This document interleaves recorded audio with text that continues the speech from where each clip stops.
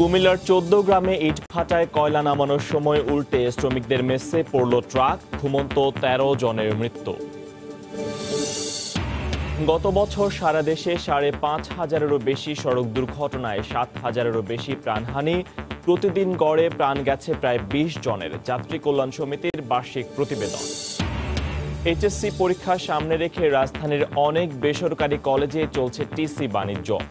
হাতিয়ে নেওয়া হচ্ছে লাখ লাখ টাকা, ব্যবস্থা নেয়ার হুঁশিয়ারি শিক্ষা বোর্ডের। সরকার ও কমিশনে অনাস্থা থেকে ডিএনসিসি উপনির্বাচনে অংশগ্রহণ নয় বলছে বিএনপি। ২-১ দিনের মধ্যে প্রার্থী চূড়ান্ত করবে আওয়ামী লীগ। শিগগিরই লাখখানেক রোহিঙ্গাকে ভাষান্তরে পুনর্বাসন জানালেন পররাষ্ট্রমন্ত্রী। বললেন, দিল্লিতে পররাষ্ট্রমন্ত্রী পর্যায়ের বৈঠকে আলাপ হবে তিস্তা নিয়ে।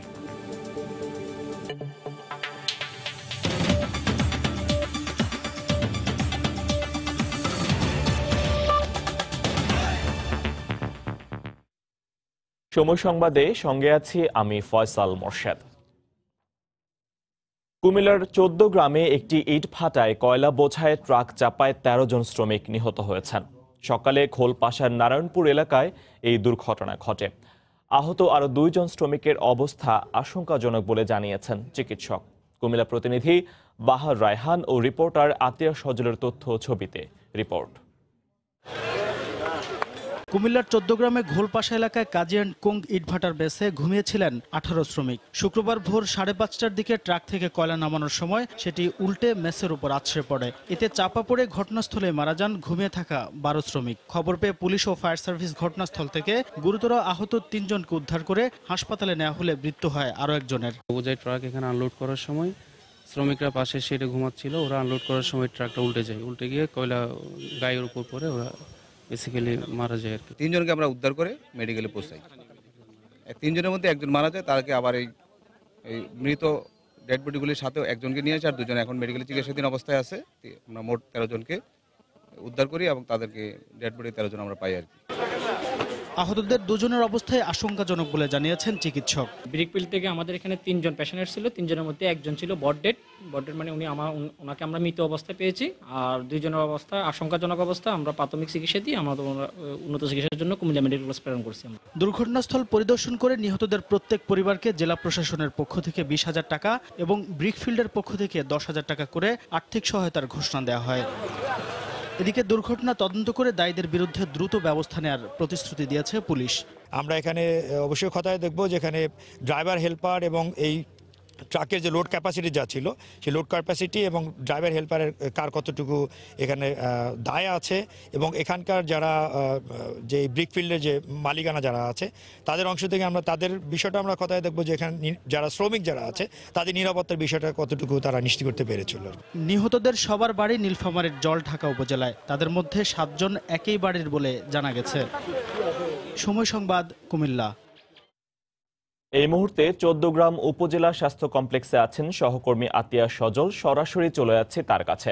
সজল, আপনি যেমনটা বলছিলেন, আসলে খুব মর্মান্তিক একটা ঘটনার জন্ম ঘটেছে। এই যে কুমিল্লা জেলার যে এখানকার ১৪ গ্রাম উপজেলার ঘোলপাশা গ্রামে ইউনিয়নের যে গ্রামটিতে আপনারা জানেন যে এইখানে যে ঘটনাটা ঘটেছে, ঘুমন্ত অবস্থায় ক্লান্ত শ্রমিক ১৩ জন শ্রমিক তার প্রাণ হারিয়েছেন।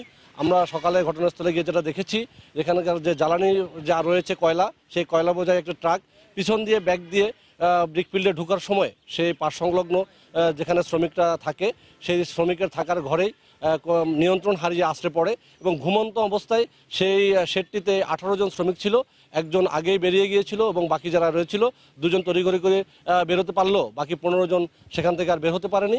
এর মধ্যে যারা ঘটনাস্থল থেকে ফায়ার সার্ভিস এবং স্থানীয় যারা রয়েছেন তারা ১৫ জনকে উদ্ধার করে। এর ভিতরে ৩ জনকে উপজেলা স্বাস্থ্য কমপ্লেক্সে ১৪ গ্রাম স্বাস্থ্য কমপ্লেক্সে নিয়ে আসা হয়েছিল। এর মধ্যে রঞ্জিত নামেও একজনকে মৃত ঘোষণা করলে বাকি যে ২ জন ছিল রিপন এবং আরেকজন ছিল রিপন এবং বিকাশ নামে ২ জনকে কুমিল্লা মেডিকেল কলেজে পাঠানো হয়েছে। এর মধ্যে একজনের অবস্থা খুব আশঙ্কাজনক বলে জানিয়েছেন এখানকার চিকিৎসক। আপনারা জানেন যে এখানকার যে স্থানীয় শ্রমিক রয়েছে আর যারা নিহত হয়েছেন এই ১৩ জনের মধ্যে ৯ জন হিন্দু ধর্ম মতাবলম্বী আর বাকি যে ৪ জন তারা মুসলিম ধর্মের বলে আমরা জানতে পেরেছি। এবং এদের যে বাড়ির ঠিকানা আমরা যতটুকু জানতে পেরেছি যে নীলফামারী জেলার জলঢাকা উপজেলার রাজবাড়ি, শিমুলবাড়ি, দ্বিবাড়ি সহ বিভিন্ন আশেপাশের কাছাকাছি এলাকার লোক, এবং আমরা যতটুকু জানতে পেরেছি একই ফ্যামিলির 7 জন, একই বাড়ির 7 জন রয়েছে, এরকম ঘটনা এখানে ঘটেছে। আবার পার্শ্ববর্তী যে ব্রিকফিল্ডগুলো রয়েছে, এখানে অনেকগুলো ব্রিকফিল্ড, তাদের স্বজনরা এখানে ঘটনাস্থলে ছুটে এসেছেন তাদের স্বজনদের খোঁজে। আমরা একজনকে কথা বলেছিলাম, তার ছেলে এখানে কাজ করতো, সেও এখানে মারা গিয়েছেন। এবং তারা যেটা জানিয়েছেন, এখানকার ইটভাটাগুলোতে যে শ্রমিকগুলো রাখার জন্য যে জায়গা বা যে শেডগুলো করা হয় সেটা অত্যন্ত ঝুঁকিপূর্ণ, এবং ঝুঁকিপূর্ণ অবস্থায় তারা সেখানে থাকে, এবং একটি ঘরে, একটি কক্ষে, একটি শেডে অনেকগুলো লোক গাদাগাদি অবস্থায়, অনেকটা মানবেতরভাবে তারা এই ঘরগুলোতে থাকে। তারা আমাদেরকে যেটা জানিয়েছেন যে তারা এত কষ্ট করে কাজ করে, অথচ তাদের কোনো জীবনের নিরাপত্তা থাকে না। আর যে শেডগুলো করা হয় সেটা রাস্তা সংলগ্ন, অনেক সময় মাটি ধসে পড়ার আশঙ্কা থাকে ব্রিকফিল্ডের, অনেক সময় পার্শ্ববর্তী গাড়ি সেখানে আশ্রয় পড়ার আশঙ্কা থাকে। এখানকার যে আশেপাশের শ্রমিকরা অনেকের সাথে কথা হয়েছে, তারা যেমনটা জানিয়েছেন আজকের এই ঘটনা যেভাবে ঘটেছে, আশেপাশে অনেক ইটভাটাগুলোতে একই পরিস্থিতি বিরাজ করছে, এবং এই ঘটনার পর তারা জানিয়েছেন যে এই অবস্থা চলতে থাকলে তারা যদি নিরাপত্তা জোরদার না করে, এবং তাদের যে থাকার জায়গাগুলো যদি নিরাপত্তাভাবে যদি নিরাপদ দূরত্ব না থাকে, তারা সামনে আরও বড় ধরনের দুর্ঘটনার আশঙ্কা আছে বলে তারা আমাদেরকে জানিয়েছেন। আর এখানকার জেলা প্রশাসন যেটা জানিয়েছেন, নিহতের প্রত্যেক ফ্যামিলিকে 20,000 টাকা করে দিয়েছেন, এবং ইটভাটার পর 10,000 টাকা করে দিয়েছেন। এই ছিল এখানকার সর্বশেষ পরিস্থিতি। ফয়সাল। ইটভাটায় শ্রমিক হতাহতের ঘটনার খবর নিয়ে কুমিল্লার 14 উপজেলা স্বাস্থ্য কমপ্লেক্স থেকে আমাদের সঙ্গে সরাসরি যুক্ত হয়েছিলেন সহকর্মী আতিয়ার সজল। এদিকে 2018 সালে 5,500-এরও বেশি সড়ক দুর্ঘটনায় নিহত হয়েছেন 7,221 জন, আহত হয়েছেন আরও প্রায় 15,500 মানুষ। সকালে জাতীয় প্রেসক্লাবে সংবাদ সম্মেলনে 2018 সালে সড়ক দুর্ঘটনার বার্ষিক প্রতিবেদন তুলে ধরে যাত্রী কল্যাণ সমিতি। এ সময় সড়ক দুর্ঘটনা কমাতে বেশ কিছু সুপারিশও তুলে ধরা হয়। বাংলাদেশ যাত্রী কল্যাণ সমিতির পর্যবেক্ষণে দেখা গেছে, বিদায়ী 2018 সালে 5,514টি সড়ক দুর্ঘটনায় 7,221 জন নিহত হয়েছে এবং 15,466 জন আহত হয়েছে। একই সময়ে রেলপথে 370টি দুর্ঘটনায় 394 জন নিহত এবং 248 জন আহত হয়েছে। নৌপথে 159টি দুর্ঘটনায় 126 জন নিহত, 234 জন আহত হয়েছে এবং 387 জন নিখোঁজ হয়েছে। আকাশপথে 5টি দুর্ঘটনায় 55 জন নিহত এবং 32 জন আহত হয়েছে। সড়ক, রেল, নৌ ও আকাশপথে সম্মিলিতভাবে 6,048টি দুর্ঘটনায় 7,796 জন নিহত, 15,980 জন আহত হয়েছে। অন্য প্রসঙ্গ, এইচএসসি পরীক্ষার আর মাত্র 2.5 মাস বাকি। এই সুযোগে রাজধানীর অনেক বেসরকারি কলেজে চলছে টিসি বাণিজ্য। এইচএসসি নির্বাচনী পরীক্ষায় অকৃতকার্যদের বদলির কথা বলে হাতিয়ে নেওয়া হচ্ছে লাখ টাকা। শিক্ষা বোর্ড বলছে টিসি নেওয়ার নির্ধারিত ফি 600 টাকা ও কলেজের সর্বোচ্চ 6 মাসের বেতনের বাইরে অতিরিক্ত অর্থ আদায়কারীদের বিরুদ্ধে ব্যবস্থা নেওয়া হবে। বিস্তারিত পিঙ্কি আক্তারের রিপোর্টে। চারতলা এ বাড়িটি দেখে আবাসিক ভবন মনে হলেও এটি রাজধানীর নিকুঞ্জে রেসিডেন্সিয়াল ল্যাবরেটরি কলেজ। কর্তৃপক্ষের ভাষ্যমতে কলেজের শিক্ষার্থীর সংখ্যা 200 হলেও সরেজমিনে কোনো শিক্ষার্থীই পাওয়া যায়নি। বেসরকারি এই কলেজের নিকুঞ্জেই রয়েছে 2টি ক্যাম্পাস। কলেজের শিক্ষার্থীদের অভিযোগ, এখানে তাদের জন্য নেই কোনো শিক্ষার পরিবেশ, তাই টিসি নিতে চাচ্ছেন তারা।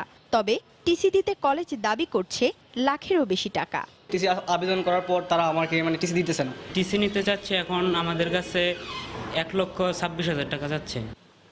টিসির বিষয়ে টাকার অঙ্ক প্রথমে এড়িয়ে যাবার চেষ্টা করলেও পরে ক্যালকুলেটর হিসেব করে 84,000 টাকার হিসাব দেখান কলেজ কর্তৃপক্ষ। টিসি নিতে হলে আপনার কলেজের জন্য হচ্ছে 21,000 টাকা টিউশন ফি, আর হোস্টেলের জন্য হচ্ছে 63,000 টাকা, ইন টোটাল হচ্ছে 84,000 টাকা। এদিকে রাজধানীর বিসিআইসি স্কুল অ্যান্ড কলেজে এইচএসসি নির্বাচনী পরীক্ষায় অকৃতকার্য প্রায় 35 জন শিক্ষার্থী টিসি ফরওয়ার্ড করা হয় মিরপুরের ইউনিভার্স কলেজে। শিক্ষার্থীদের অভিযোগ, প্রতিষ্ঠানটি প্রতি শিক্ষার্থীর কাছ থেকে এইচএসসি বোর্ড পরীক্ষায় ফর্ম ফিলআপের জন্য চাইছে 30,000 টাকা করে। এক সাবজেক্টে ফেল হওয়ার কারণে আমরা সবাই বিসিআইসি কলেজ থেকে টিসি নিয়ে ইউনিভার্সাল কলেজে আসছি। বিসিআইসি কলেজে আমরা টেস্ট পরীক্ষা দেওয়ার পর 2 বিষয় ফেল গেছিল, তারপরে এই কলেজে আমরা সবাই আসছি। আসার পর স্যার বলছে তোমাদের এরকম দেওয়া যাবে, সিট আছে, তোমাদের মোট টোটাল 30,000 টাকা, মানে আনুমানিক আর কি। এখানেও কলেজ কর্তৃপক্ষ হিসাব নিয়ে দেখান নানা অজুহাত। অবশেষে হিসাব কষে 19,000 টাকা খরচ দেখাতে সক্ষম হন তিনি। অ্যাডমিশন ফিস হচ্ছে আপনার 10,300 টাকা, 1200 টাকা করে 6 মাসের বেতন। ঢাকা শিক্ষা বোর্ডের কলেজ পরিদর্শক এই টিসি বাণিজ্য বন্ধ করতে অভিযুক্ত প্রতিষ্ঠানের বিরুদ্ধে ব্যবস্থা নেওয়ার কথা বলেন। বোর্ডের যে নীতিমালা সেখানে টিসি বাবদ 600 টাকা নির্ধারিত। যদি কেউ অবজেকশন দেয় যে না পাস করে নাই তারপরেও কেন দিল, সেই ক্ষেত্রে আমরা দেখব, আমরা এই ব্যাপারে কোনো ছাড় দিব না। দেশে দিন দিন বাড়ছে শিক্ষার হার, সেই সাথে গড়ে উঠছে নতুন নতুন শিক্ষা প্রতিষ্ঠানও, যাদের অধিকাংশেরই নেই শিক্ষার পরিবেশ। এ ধরনের প্রতিষ্ঠানের যখন মুখ্য উদ্দেশ্য শিক্ষা সেবা না হয়ে ব্যবসা হয়, তখন তা শিক্ষার গুণগত মানকে প্রশ্নবিদ্ধ করে। পিঙ্কি আক্তার, সময় সংবাদ, ঢাকা। ঢাকা উত্তর সিটি কর্পোরেশন উপনির্বাচনে প্রার্থী বাছাইয়ের প্রক্রিয়া শুরু করেছে ক্ষমতাসীন আওয়ামী লীগ। অন্যদিকে নির্বাচনে অংশ না নেওয়ার সিদ্ধান্ত নিয়েছে বিএনপি।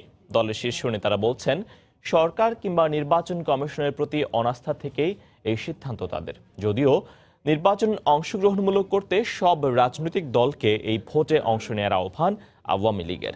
রাশেদ লিমনের রিপোর্ট। নগর জুড়ে আবারও নির্বাচনের আমেজ। কমিশন ঘোষিত তফসিল অনুসারে ঢাকা উত্তর সিটি কর্পোরেশনের উপনির্বাচনের মনোনয়নপত্র জমা দেওয়ার শেষ দিন 30 জানুয়ারি। এরই মধ্যে দলীয় মনোনয়ন বিক্রি শুরু করেছে আওয়ামী লীগ। 2-1 দিনের মধ্যেই চূড়ান্ত করা হবে প্রার্থীর নাম। এই তফসিল ঘোষণার পরিপ্রেক্ষিতে আমাদের দল থেকে মনোনয়নপত্র আহ্বান করেছে। কারা কারা মনোনয়ন প্রত্যাশী হিসেবে আবেদন করবেন, সেই তাদের মধ্য থেকে আমরা সবচেয়ে ভালো প্রার্থী বাছাই করব। যিনি এর আগে মনোনয়ন পেয়েছিলেন তিনি ভালো থাকতে পারেন, আবার নতুন প্রার্থীও আসতে পারেন। অন্যদিকে জাতীয় নির্বাচনের অভিজ্ঞতা থেকেই এই নির্বাচনে নিজেদের অংশ না নেয়ার কথা জানিয়েছেন বিএনপির শীর্ষ নেতারা। এই ধরনের নির্বাচনকে বৈধতা দিতে কোনো লাভ নাই। সংসদের বৈধতা নিয়ে প্রশ্ন উঠছে, নির্বাচন কমিশনের বৈধতা নিয়ে প্রশ্ন উঠছে।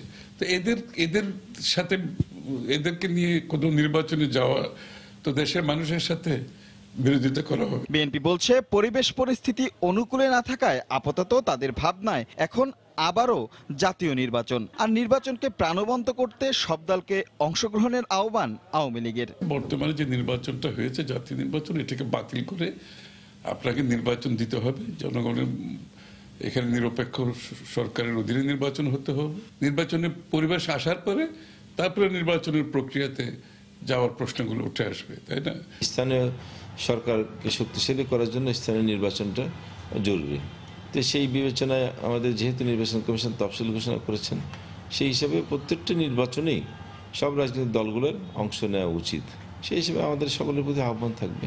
আগামী 28 ফেব্রুয়ারি উত্তর সিটি কর্পোরেশনের উপনির্বাচনের ভোট গ্রহণ। রাশেদ লিমন, সময় সংবাদ, ঢাকা। আজ জাতির উদ্দেশ্যে ভাষণ দেবেন প্রধানমন্ত্রী শেখ হাসিনা। সন্ধ্যা 7:30টায় এই ভাষণ বেতার ও টেলিভিশনে সম্প্রচার করা হবে। প্রধানমন্ত্রীর কার্যালয় সূত্রে জানা গেছে, টানা তৃতীয় মেয়াদে সরকার গঠন করার পর একাদশ জাতীয় সংসদের অধিবেশন শুরুর আগেই জাতির উদ্দেশ্যে ভাষণ দেবেন প্রধানমন্ত্রী। এর আগে টানা তৃতীয়বার ও সব মিলে চতুর্থবার প্রধানমন্ত্রী হিসেবে গেল 7 জানুয়ারি শপথ নেন শেখ হাসিনা, আর 3রা জানুয়ারি শপথ গ্রহণ করেন জাতীয় সংসদ সদস্যরা। আগামী 30 জানুয়ারি নতুন সংসদের প্রথম অধিবেশন বসবে। শিগগিরই ভাষান্তরে লাখখানেক রোহিঙ্গাকে পুনর্বাসন করা হবে বলে জানিয়েছেন পররাষ্ট্রমন্ত্রী ডক্টর একেএম আব্দুল মোমেন। সকালে ধানমন্ডি 32 নম্বরে জাতির জনক বঙ্গবন্ধু শেখ মুজিবুর রহমানের প্রতিকৃতিতে ফুল দিয়ে শ্রদ্ধা নিবেদন শেষে সাংবাদিকদের এ কথা জানান তিনি। মন্ত্রী আরও জানান, ফেব্রুয়ারির প্রথম সপ্তাহে ভারতের দিল্লিতে হতে যাওয়া দুদেশের পররাষ্ট্রমন্ত্রী পর্যায়ের বৈঠকে তিস্তা ইস্যু সহ নানা বিষয়ে আলোচনা হবে। নদী চুক্তি হয়ে গেছে, গঙ্গা চুক্তি হয়েছে। আমরা আশা করব আগামীতে আমাদের অন্য যত ধরনের আউটস্ট্যান্ডিং ইস্যুজ আছে সবই আলোচনার মাধ্যমে বন্ধুত্বের এই কারণে আমাদের সবগুলোই সমাধান। আমাদের কাজ চলছে, কাজ শেষ হলে অল্প সংখ্যক লাখখানেক লোক ওখানে এখন কাজ চলছে। কাজের অনেক দূর অগ্রগতি হয়ে গেছে এবং শেষ হলে পরে আমরা ওখানে ওদের নিয়ে যেতে চাচ্ছি। কক্সবাজার উপকূলে বেপরোয়া হয়ে উঠেছে জলদস্যুরা। এতে শীত মৌসুমে সাগরে মাছ ধরতে যেতে না পেরে দিশেহারা জেলেরা। জলদস্যু বাহিনীর কিছু সদস্য আত্মসমর্পণ করলেও চিহ্নিতরা এখনো ধরাছোঁয়ার বাইরে। তবে জেলা পুলিশের দাবি, জলদস্যুদের বিরুদ্ধে অভিযান চলছে। সুজাউদ্দিন রুবেলের তথ্য ও মোহাম্মদ ফরাজের ছবি নিয়ে রিপোর্ট। বঙ্গোপসাগরের ট্রলারে মাছ শিকার করে জীবিকা নির্বাহ করে কক্সবাজারের জেলেরা। কিন্তু বঙ্গোপসাগর এখন জেলেদের জন্য আতঙ্ক। তাই সাগরে মাছ শিকারে না গিয়ে কক্সবাজারের বাঁশখালী নদীর মোহনায় নোঙর করা ট্রলারে বসে সময় কাটাচ্ছেন তারা। জেলেদের অভিযোগ, শীত মৌসুমে বঙ্গোপসাগরের কক্সবাজার উপকূলে বেপরোয়া হয়ে উঠেছে জলদস্যুরা। প্রতিদিনই জলদস্যুরা তাদের মারধর করে জাল ও মাছ লুট করে নিয়ে যাচ্ছে। সেই সাথে অনেক জেলেকে অপহরণ করেও মুক্তিপণ আদায় করছে। জলদস্যুরা মাছ নিয়ে যায়, মারধর করে, এই সমস্ত আছে। বড় ট্রলার আমাদের মতো ছোট ট্রলার দ্বারা ভিড়গা ওই লাডি দাও কুড়াল লইয়ে মাইরকে ধরগে ওরা আর কি মাছ পোনা উঠে নিয়ে যায়। 4টা ট্রলার এই 4 দিন আগে ধরে নিছে। এর ভিতরে দুইটা বোট সহ মাঝিশো নিয়ে গেছে, 2টা ছেড়ে দিছে। আমরা সরকারের কাছে চাই যে ছোটখাটো যে জলদস্যু আছে তাদের বিরুদ্ধে সরকার আইনত ব্যবস্থা নেবে। কক্সবাজারের পেকুয়া, কুতুবদিয়া ও সদরের চিহ্নিত জলদস্যুরা এখনো ধরা ছোঁয়ার বাইরে থাকায় সাগরের জলদস্যুতা বন্ধ হচ্ছে না বলে দাবি জেলা ফিশিং বোট মালিক সমিতির নেতার। যে চিহ্নিত জলদস্যুরা আছে এরা কোনো আত্মসমর্পণ করে নাই।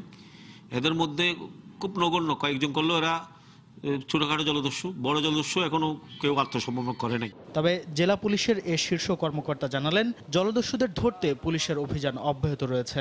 আমরা যখন উপকূলে তাদের বিষয়ে তথ্য পাই, আমরা চেষ্টা করি তাদের বিরুদ্ধে ব্যবস্থা নেওয়ার জন্য। আমরা আপনার কিছুদিন আগেও এরকম একটা গ্রুপের সন্ধান পেয়েছিলাম এবং তাদেরকে আমরা আইডেন্টিফাই করে তাদেরকে চট্টগ্রামের বাঁশখালী, তারপর আপনার পেকুয়া থেকে আমরা তাদেরকে অ্যারেস্ট করেছি। জেলা ফিশিং বোট মালিক সমিতির দেয়া তথ্য মতে গত 2 মাসে বঙ্গোপসাগরের কক্সবাজার উপকূলে 2 শতাধিক ছোট বড় মাছ ধরার ট্রলার জলদস্যুতার শিকার হয়েছে। সময় সংবাদ, কক্সবাজার। গোখাদ্যের দাম অস্বাভাবিকভাবে বেড়ে যাওয়ায় গরুর খামার ধরে রাখতে পারছেন না রংপুর, দিনাজপুর অঞ্চলের খামারিরা।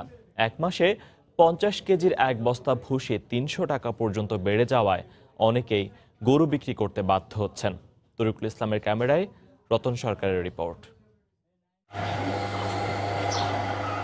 1 যুগ ধরে দুধের লিটার 30 টাকায় স্থির, কিন্তু ওষুধ, ভিটামিন সহ আনুষঙ্গিক সবকিছুরই দাম বেড়েছে। এতদিন পানির দামে দুধ বেঁচে আসলেও এবার ভুসির দাম লাফিয়ে বাড়ায় মাথার ওপর যেন বাজ পড়েছে।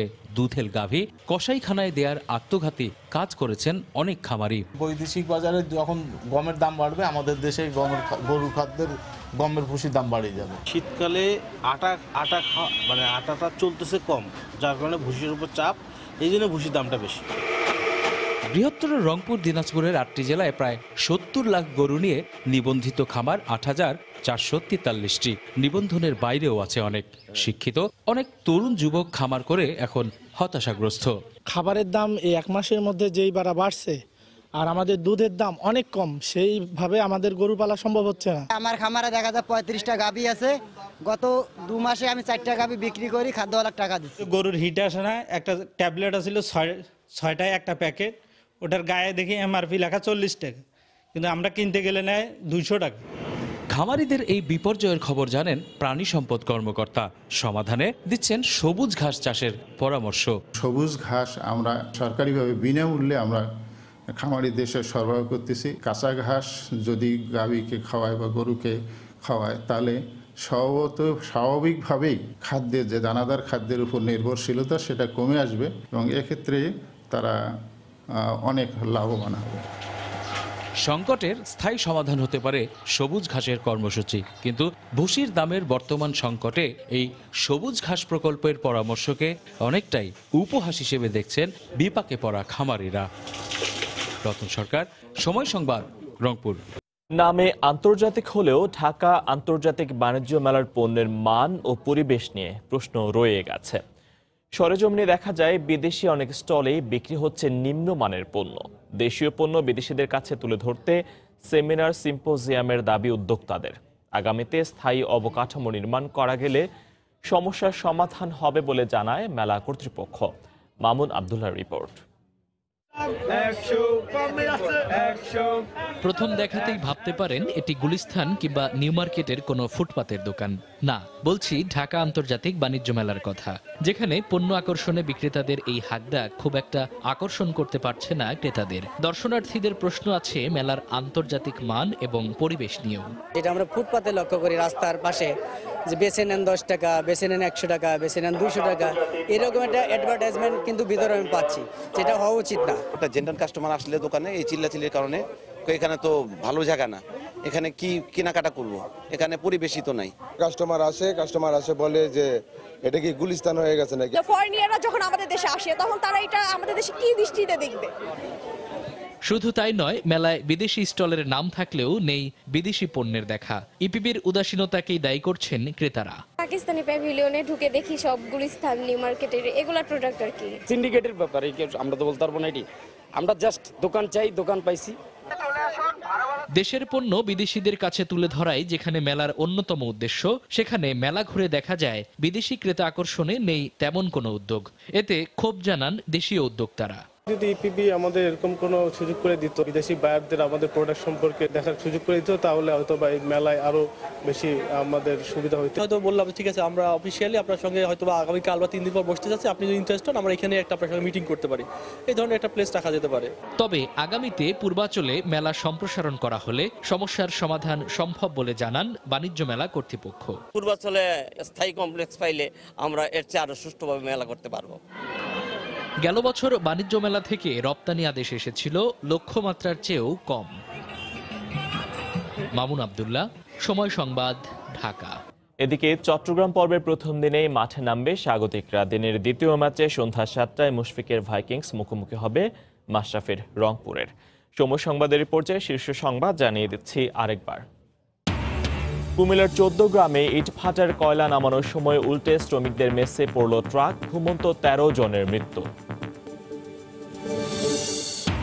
গত বছর সারা দেশে 5,500-এর বেশি সড়ক দুর্ঘটনায় 7,000-এরও বেশি প্রাণহানি। বেপরোয়া চালনায় প্রধান কারণ, যাত্রী কল্যাণ সমিতির বার্ষিক প্রতিবেদন। এইচএসসি পরীক্ষার সামনে রেখে রাজধানীর অনেক বেসরকারি কলেজে চলছে টিসি বাণিজ্য। হাতিয়ে নেওয়া হচ্ছে লাখ লাখ টাকা। ব্যবস্থা নেয়ার হুঁশিয়ারি শিক্ষা বোর্ডের। সরকার ও কমিশনে অনাস্থা থেকে ডিএনসিসি উপনির্বাচনে অংশগ্রহণ নয় বলছে বিএনপি। 2-1 দিনের মধ্যে প্রার্থী চূড়ান্ত করবে আওয়ামী লীগ। এবং শিগগিরই লাখখানেক রোহিঙ্গাকে ভাষান্তরে পুনর্বাসন জানালেন পররাষ্ট্রমন্ত্রী। বললেন, দিল্লিতে পররাষ্ট্রমন্ত্রী পর্যায়ের বৈঠকে আলাপ হবে তিস্তা নিয়ে। এই ছিল এখনকার মতো। যে কোনো খবর পেতে ভিজিট করুন সময়নিউজ.tv। আপনার মোবাইলে সময় সংবাদ দেখতে ও সব খবর পেতে ডাউনলোড করুন সময় অ্যাপ। এছাড়া এইমাত্র পাওয়া খবর মোবাইলে পেতে SMS করুন *BN লিখে পাঠিয়ে দিন 16242 নম্বরে। আর সঙ্গে থাকুন সময়ের।